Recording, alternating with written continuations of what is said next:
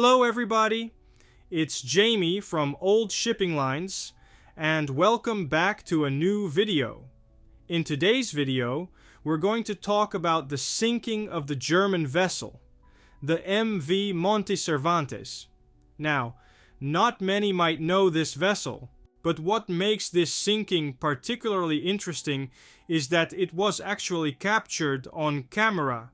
So, join me as we dive into the story of the Monte Cervantes, from her construction all the way up to her tragic sinking. The vessel was owned by the Hamburg South American Line, which is now called Hamburg Süd. She was built by the shipbuilders Blohm and Voss, based in Hamburg, Germany. The Monte Cervantes was the third ship in the Monte class, with her sister ships being the MV Monte Sarmiento, the MV Monte Olivia, the MV Monte Pascual, and the MV Monte Rosa. The vessel had a gross tonnage of 13,913 gross registered tons. Her length measured 152.50 meters, with a beam of 20.00 meters. She was equipped with twin screw propellers, allowing her to reach a speed of 14 knots. The ship was launched on the 25th of August 1927. On the 3rd of January 1928, the ship entered service with the Hamburg South American Steamship Company. She was home-ported in Hamburg, Germany.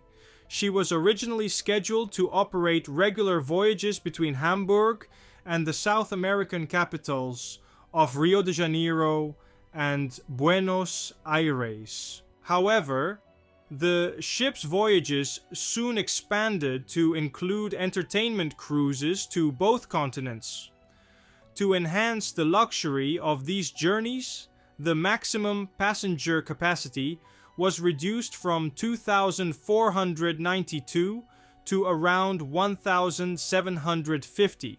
The ship was equipped with 30 lifeboats and was modernly furnished for her time. Passengers enjoyed a spacious promenade deck, 2 large dining rooms, a grand smoking salon, a comfortable theater, a post office, and a library. Cabins in price groups IA to V were fitted with running water, while those in Group 6 and the dormitory-style sleeping halls had access to well-lit, white-tiled bathrooms for men and women. Additionally, the ship offered a beauty salon for ladies and a barbershop for gentlemen. The cost of a voyage aboard the MV Monte Cervantes varied depending on the size of the passenger cabin and the type of voyage, ranging from 240 to 630 Reichsmarks. The Reichsmark was the currency of Germany from 1924 to 1948. For 240 Reichsmarks, a passenger would stay in a large sleeping hall with 120 or more beds on F deck. The next tier included 9 to 11 bed cabins on E deck, while the most expensive option was a 2-person cabin on exterior A deck. Despite the price differences, all passengers were treated equally on board, with the cabin cost reflecting only the location and type of accommodation. On 7th January 1928, the Monte Cervantes embarked on her maiden voyage under the command of Captain Meyer, sailing from Hamburg to La Plata, Argentina. On July 24th, 1928, the Monte Cervantes was on a voyage from North Cape to Svalbard, Norway, navigating through a field of ice floes. Around 11 p.m., the ship struck an unseen object, likely a small iceberg, causing water to leak into the hull. Efforts to pump out the incoming water were unsuccessful, and some areas of the foredeck quickly became submerged under 5 meters of water. The crew immediately steered the ship towards Spitsbergen, searching for a bay to anchor. With approximately 1,800 passengers on board, an evacuation was necessary. The Soviet icebreaker Krasin, located about 80 miles from the Monte Cervantes, responded to the distress call and offered assistance. The repairs took several days and were completed on July 29th, allowing the voyage to continue. Meanwhile, European newspapers extensively covered the accident and rescue efforts, capturing public interest and dubbing the ship the Titanic of the South. 1.5 years later, in early 1930, the Monte Cervantes was on a voyage to South America, commanded by Captain Theodore Dreyer from Hamburg and First Officer Reiling. On January 17th, the ship arrived in Puerto Madryn, and by the morning of January 20th, she docked in Punta Arenas. The following day, despite sailing in bad weather, the vessel found calmer seas in the Beagle Channel near Tierra del Fuego, arriving in Ushuaia around 7 p.m. On the morning of January 22nd, the Monte Cervantes weighed anchor and set course for Yendigaya Bay, located 15 nautical miles to the west. The captain navigated a safe passage around Les Éclaireurs lighthouse, choosing a route through extensive fields of seaweed and numerous small islands. At approximately 12:40 p.m., the lookout on the bridge spotted a submerged rock directly ahead, prompting the captain to order an immediate course change. First Officer Reiling confirmed the new heading around 12:43 p.m. using location bearings. However, seconds later, the ship struck a rock that was not marked on the nautical charts at the time. The impact tore open the outer skin of the Monte Cervantes, allowing water to rush in. According to a passenger, there was a formidable breach in the keel and a thunderous din of roaring engines, and then, suddenly, the ship leaned left. The resulting shock and vibrations caused innumerable plates, cups, and even furniture to break. The hatches were closed, but soon the Monte Cervantes slipped a little and slid slightly back into the sea. More water poured into the interior and flooded the cargo hold and steerage. Immediately after the Monte Cervantes slipped off the rock, the order was given to lower the lifeboats from E-deck. This caused a brief panic among the passengers, but the crew reassured them that the 30 lifeboats could accommodate an additional 500 passengers, alleviating their anxiety. All 1,117 passengers and 255 crew members were successfully evacuated and began rowing against the wind toward Ushuaia. However, the journey to safety was not without its challenges. One passenger later recounted the harrowing experience. A high wind picked up, and enormous waves lifted us to heights of 10 meters, only to let us plunge back down into deep troughs, nearly capsizing the boats. It was terrifying. The waves soaked us with glacial water, drenching us from head to toe. My legs went numb, and my right arm was paralyzed from clinging desperately to the edge of the boat for so long. At the time of the collision, the wireless operator promptly sent out an SOS signal, which was received by numerous stations across both sides of the Atlantic Ocean. The Argentine freighter Vicente Fidel Lopez docked in the port of Ushuaia, also picked up the distress call and set out to assist the Monte Cervantes. However, on her way, she encountered an accident with her launch. Meanwhile, the remaining crew on the Monte Cervantes gathered all valuable belongings from the passengers that they could find and handed them over to the approaching launch, requesting that it also pick up the passengers from the lifeboats. Shortly after the first motor launch departed, a second launch from the prison in Ushuaia arrived to offer assistance. It was initially sent back, but soon returned with several piles of warming blankets. Not long after, the Vicente Fidel Lopez reached the site of the shipwreck. She took passengers on board from the lifeboats and safely transported approximately 800 passengers to the mainland. Meanwhile, some other lifeboats had drifted off course, landing in remote coastal areas. The passengers on these boats had to trek through thick woods before finally reaching Ushuaia, which at the time had a population of about 800. The influx of 1,200 passengers put a strain on the small community, with some being housed in the town's prison.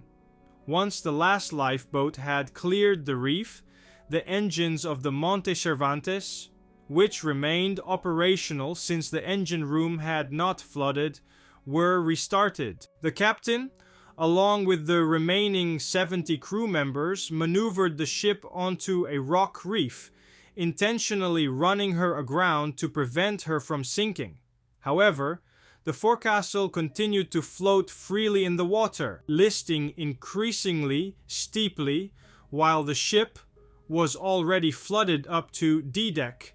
Sounding line measurements indicated that only the port side of the stern was resting on the reef, with the rest of the vessel still floating. Further assessments revealed a continual influx of water into the hull, prompting the captain to order all remaining crew members to abandon ship using the last available lifeboat.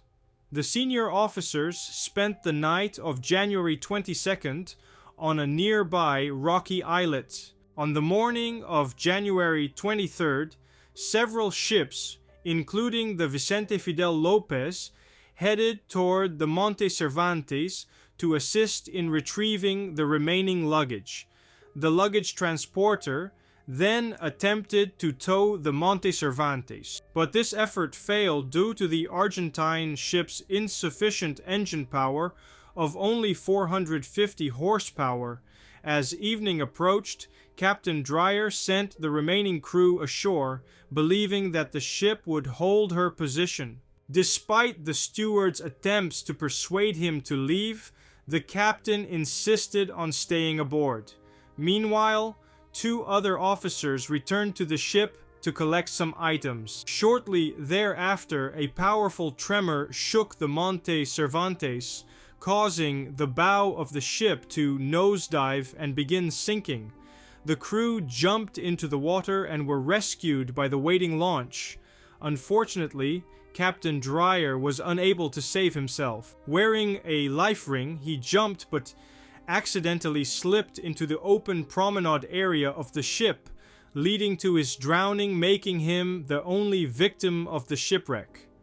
The launch searched for over an hour in an attempt to find Dreyer, but his body was never recovered. The stern of the ship remained visible above the water as she did not fully submerge, since the ship was stranded on a rocky reef outside of normal shipping routes.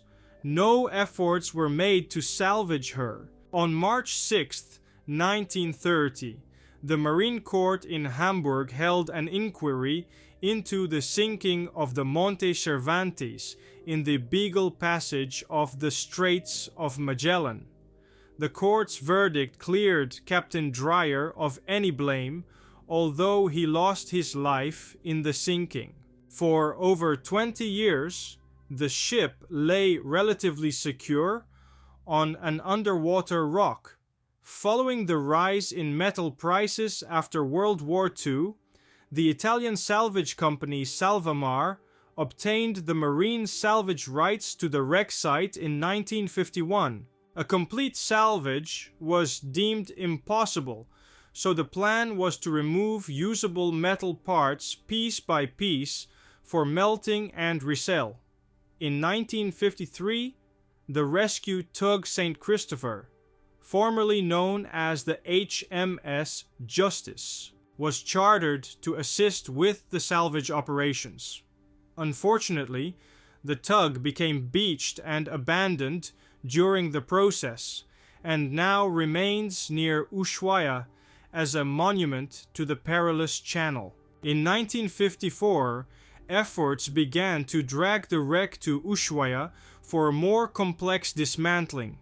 The salvage crew utilized floating devices to bring the ship back to a vertical position. At last, the ship was upright and slid off the reef. On October 14, 1954, 3 tugboats began slowly pushing the remaining wreck towards Ushuaia. However, the little convoy had traveled less than a mile when the ship once again listed to port and gradually slipped beneath the waves. The Monte Cervantes sank irretrievably into the 130-meter depths of the Beagle Channel. In September 2000, a film team from Spiegel TV embarked on an expedition to locate the stern section of the Monte Cervantes wreck. The search proved successful, revealing the remnants of the former ship at a depth of 115 meters. Using a remotely operated vehicle, a ROV, the hull of the Monte Cervantes was explored for the first time in 70 years. Several minor decorative items were recovered, including a bottle of red wine, wine glasses, ashtrays, and chandeliers, all of which are now on display at the museum at the end of the world in Ushuaia. Today, the wreck of the Monte Cervantes has become a popular destination for scuba divers. If you stroll along the harbor west of the port of Ushuaia, you can still see the ill-fated Saint Christopher, now adorned with grass growing on her decks. And that marks the end of a video, my friends. Thank you all so very much for watching. I hope you guys enjoyed it. Now, if you liked what you saw, please consider subscribing to the channel, as that would help out the channel a lot. Now, if you have any thoughts, comments or questions, please leave them in the comment section down below, as I absolutely love reading your comments. And please let me know in the comment section down below as well what ships you would like me to cover in the future. Now be as well sure to check out our social media pages. We are on Twitter, we are on Instagram, and we also recently have a website, oldshippinglines.com, where we have articles of the ships we cover and we have book reviews as well. I think you will enjoy the website very much. Now, with that out of the way, guys, I wish you all a good night or day, wherever you are. Stay safe, stay happy, and we will see each other on the next video. Goodbye, my friends.